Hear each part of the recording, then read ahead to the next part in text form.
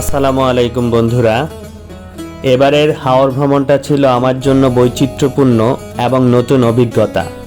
হাওরের শীতল বাতাস এবং পানি, সেই সাথে মানুষের কর্মচাঞ্চল্য, সব মিলিয়ে এমন একটা আনন্দময় এবং অভিজ্ঞতাপূর্ণ ভ্রমণ অন্য কোনো ভ্রমণে ছিল না।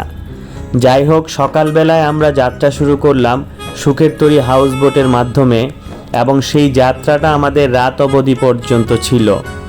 আমরা আড্ডা, খুনসুটি, হাওরের এক কোণা থেকে অন্য কোণায় ঘুরে বেড়ানো, খাওয়া দাওয়া এবং মানুষের বৈচিত্র্য এবং হাওরের মানুষগুলোর চলাফেরা সব কিছুই অবলোকন করেছি এবং সেই সাথে আমাদের অভিজ্ঞতার ঝুলিও পূর্ণ করেছি। সাথে ছিল বাপ্পি, তৌফিক, আখন্দ এবং আলীর খুনসুটি, মজার অভিজ্ঞতা শেয়ার করা।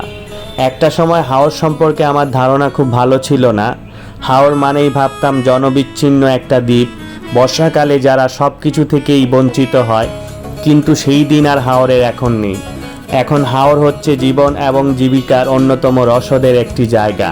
ব্যবসার অন্যতম কেন্দ্র হয়ে উঠেছে এই হাওরগুলো, বিশেষ করে হাউস বোটের মাধ্যমে।